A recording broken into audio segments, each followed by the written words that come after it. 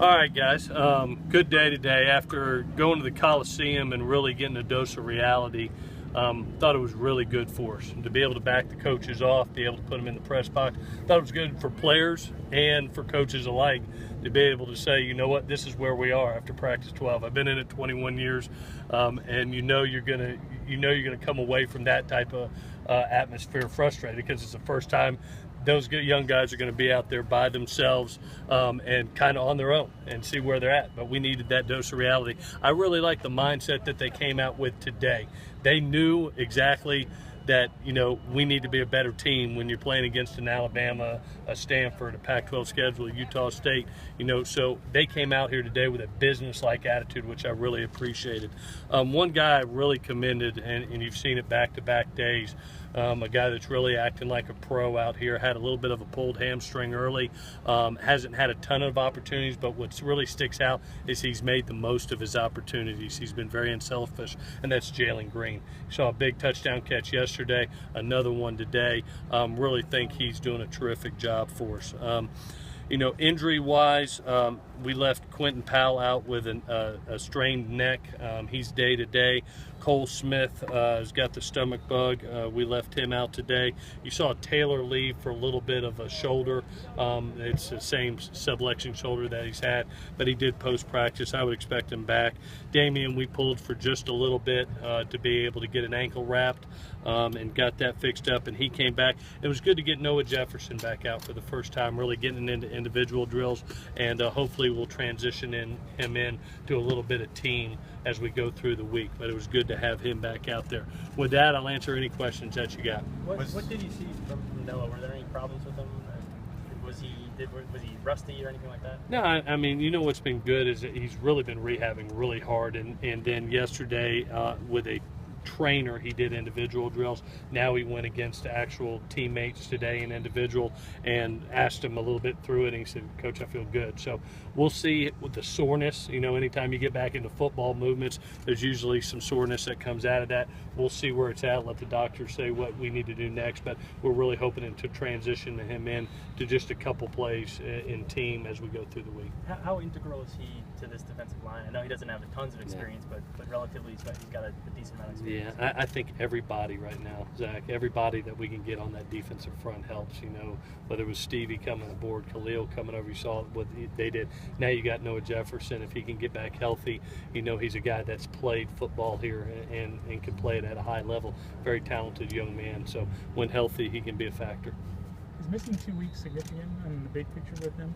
I think, you know, just figuring out the back issue and knowing, you know, thank God that there was nothing wrong from his MRI, and looking at that there was nothing severe, and then, you know, being able to get his core strong, and we'll have to monitor him. I mean, anytime you got a bad back, there's going to be times where you go and then you got to pull back. That's you know, you can't treat every player the same. You got to know when one's got a little bit of a knee, one a little bit of a hamstring, and try to get them through as much as they can, and when they feel it, pull them back. The goal is to get as much good work as we can, as much competitive work as we can towards Alabama, but be a healthy football team when we get there also. How big a deal was it for Max to come back today like he did? Huge. It's what you expect as a coach. It's what you expect. It's really what I expected in the scrimmage. You know, you look at having a rough day and then comes back in the red zone in the 2-minute drill and starts performing, and that's what good players do. And he did it again today, came back and had a really solid day. That's what experienced quarterbacks do, and want them to put a string of those together as we go through the week. Was Akili Ross out today too? Yeah, he was another one, I'm sorry, with the stomach bug. We got a little stomach bug going around, and he was another individual with the stomach bug. How's Wale progressing since spring? Wale is coming on. I mean, if you look at him from day one to right now, I mean, it's like night and day. It's like taking a baby deer and all of a sudden he's grown into, you know, an older person now. And he's doing some good things. You know, we're in a good position right now because you look at those edge players, you know, with Porter and Chenna, and there's some really quality guys, you know, right now behind them, you know, with Wale, Connor being back there. You know, 40 Jabari being back there. I mean, there's some really, really quality guys back there, and Wale is one of them. So it's good to be able to not have to throw him in the fire right now, but to allow him to develop at his own pace, I think is really important. How is things changing as you get closer to Friday in terms of how much time you spend thinking about the quarterback this year? Every second. About 3 a.m. this morning, to be honest with you. It's one of those things, you stay up late at night and I'm watching film. I'm going back through, each and every practice, each and every drill, each and every live teamwork, and really seeing where these guys are. Added up the numbers from completion ratios and 7-on-7s and teams, touchdown to interception ratios, really so we can make an educated decision and really make the right decision for our football team. With the defense seemingly winning most of the practices up to this point, how much is that the defense is just really playing that well and that the offense is just kind of struggling? Well, I think it's a lot of confidence by our defense right now. And be honest with you, I think Clancy's done a tremendous job with one, getting some players back that are healthy, and then our guys learning the scheme. You can see they're playing so much faster, even from last year to spring to now, and gaining confidence as it goes. You see these guys dancing around. There's an air of confidence about them, and that's what starts. That's what starts a championship run. You win championships with your defense. Stop the run the ball, don't turn it over, and play great special teams, and you're going to win a lot of games. But it starts with that defense. Do you ever think back them off a little bit, let the offense get up to speed, or you tell the offense you got to get up to speed to play against that defense? A lot of times, one of the things that you see, and I don't worry about it offensively, because as you look at the big picture of everything, you see a lot of young players out there. We're going to have our growing pains. When you put a young group of wideouts out there, tight ends out there, running backs out there, you're going to get frustrated, and there's going to be growing pains, but you got to keep pushing them. You don't see the same errors being made by a Juju Smith, a Darius Rogers, those type of guys, a Justin Davis. Those guys are doing their job.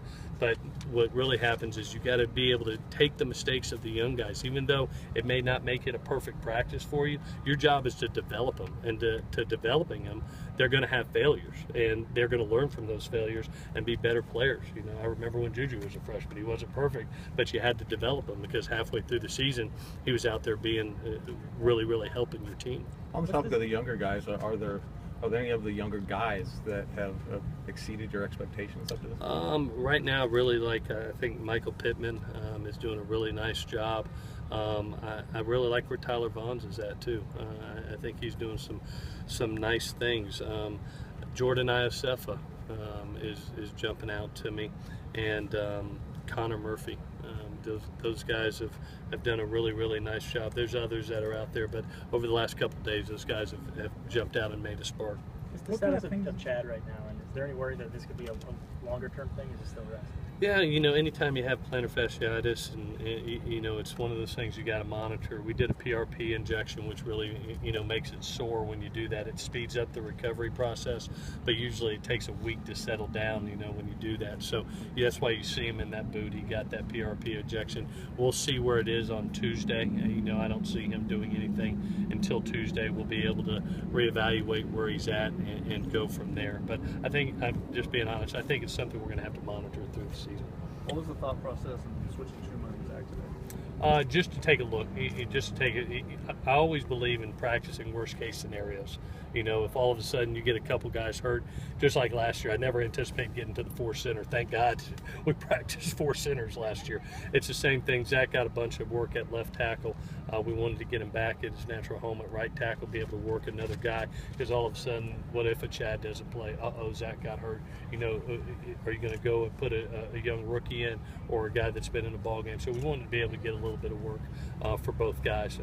Chuma will go through this week, and then we'll see where Chad's at for next week, and then go from there. And it's not you got 4 guards, maybe one of them moving out? Yeah, the one guy that we have talked about that has 2 guys have played the tackle position in high school before. Jordan Simmons is one that could possibly move out, and Chris Brown is another one that could possibly move out if we got in that situation. And we've talked about both those scenarios. That's a good question. Okay. All right, guys. Thank y'all. Appreciate it.